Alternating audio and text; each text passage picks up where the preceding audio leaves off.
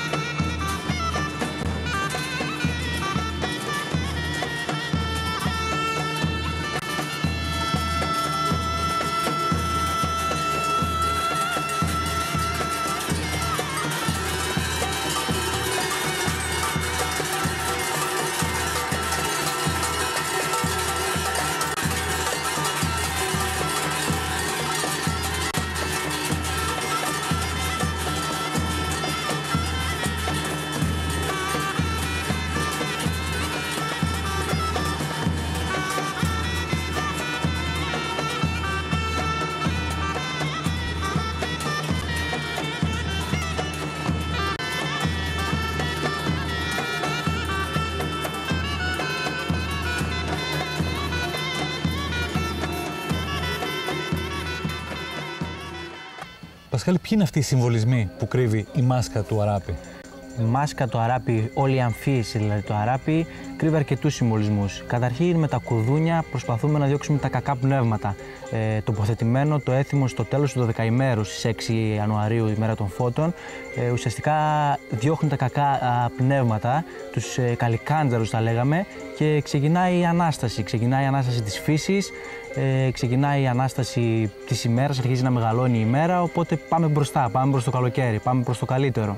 Είναι και λίγο η μάχη του καλού με το κακό. Είναι λίγο η μάχη του καλού και με το κακό φυσικά, καθώς και εκεί καταλήγει και το δρόμενο, καθώς καταλήγει σε μία μάχη. Οι αράπηδες ξεκινάνε ως δύο ομάδες και οι αρχηγοί καταλήγουν σε μία μάχη μέχρι τον τελικό θάνατο του ενός από τους δύο.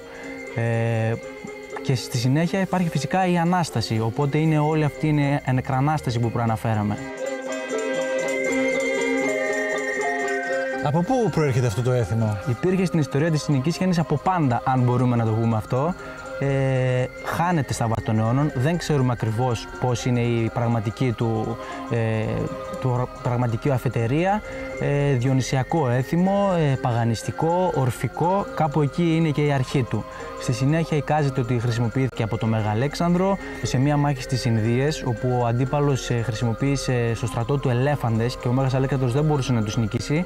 Έντισε αράπηδες από την Νικήσιανη, έτσι εικάζεται τουλάχιστον, οι οποίοι με τον εκοφαντικό θόρυβο και με την επιβλητική εμφάνιση τρόμαξαν τους ελέφαντες και ο Μέγας Αλέξανδρος συνέχισε την πορεία του. Οι αράπηδες της Νικήσιανης λοιπόν μέχρι τις Ινδίες. Μέχρι τις Ινδίες, ακριβώς.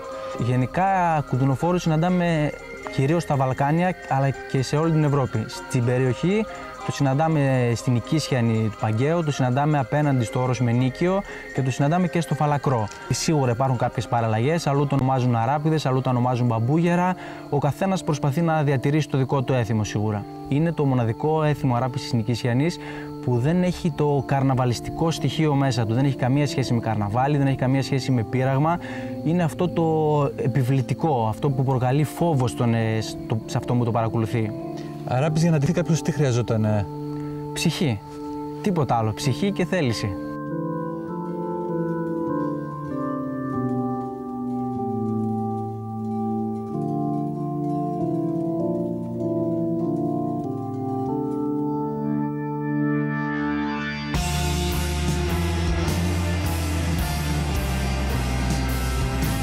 Αυτός που πέθανε στη διάρκεια της μάχης ήταν κάποιο σημαντικό πρόσωπο για την κοινότητα τα παλιά τα χρόνια? Ήταν ο αρχηγός της μίας εκ των δύο ομάδων και σίγουρα ήταν και κάποιος που άντυχε λίγο παραπάνω από τους άλλους, γιατί όλη αυτή η διαδικασία της μάχης είναι λίγο πιο κουραστική θα λέγαμε.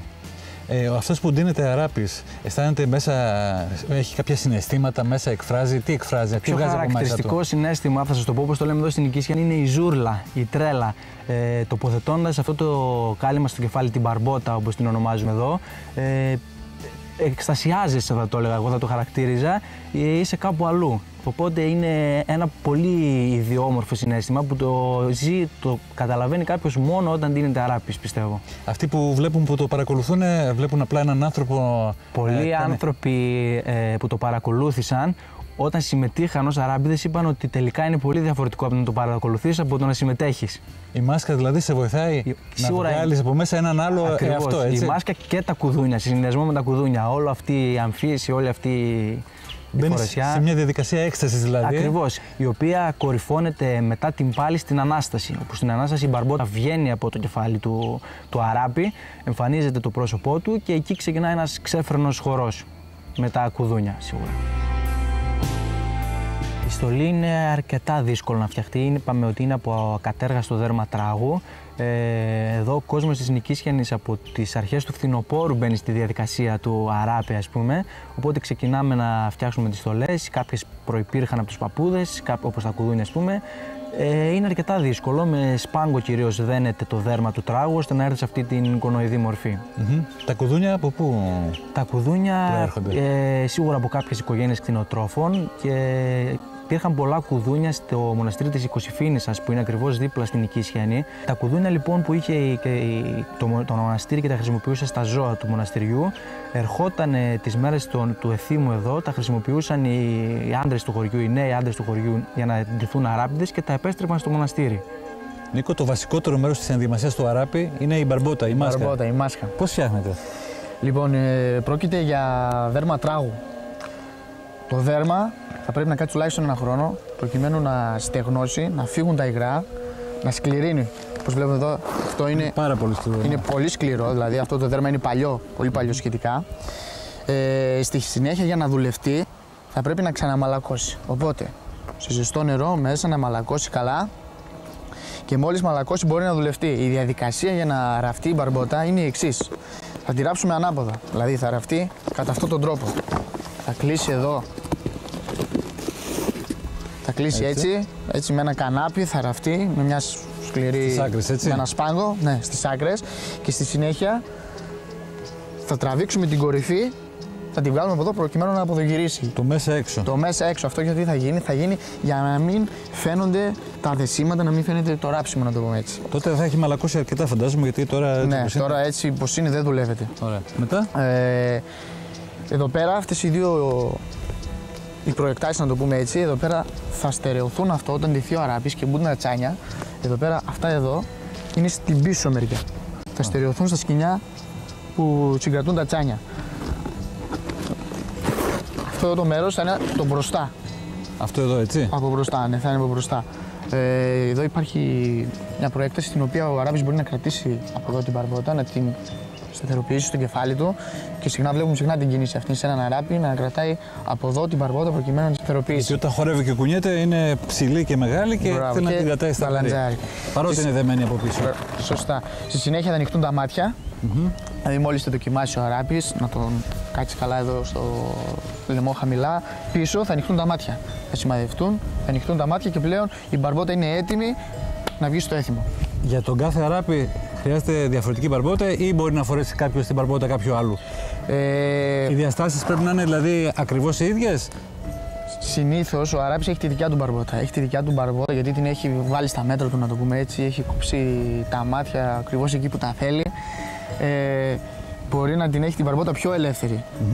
Χωρίς να την κρατάει πολύ. Να είναι ακριβώς κουμπωμένη πάνω στο κεφάλι του. Ενώ αν βάλεις μια ξένη μπαρμπότα, συνήθως μπορεί να είναι πιο μεγάλη, τα μάτια λίγο διαφορετικά και να μπαλαντζάρει. Πόσα χρόνια αντέχει? Για να αντέξει μια μπαρμπότα, επαφείται στο πόσο μερακλής μπορεί να είναι αυτός που θα την κρατήσει. Τι θέλω να πω, πόσο καλά θα τη συντηρήσει. Ναφθαλίνη, στον παούλο, πόσο θα την προσέξει. Εάν δεν προσέξει την μπαρμπότα, μπορεί να σου χαλάσει σε 1-2 χρόνια τόσο γρήγορα. Να σου χαλάσει. Αν την προσέξει, μπορεί να σε κρατήσει και δεκαετία. Πιο παλιά μπαρμπότα, δηλαδή εδώ στο χωριό πρέπει να είναι κάποιον. Είναι δεκαετία. Μπορεί και να είναι δεκαετία, ναι. Μπορεί να είναι και δεκαετία. Ευχαριστούμε πολύ, Νίκο.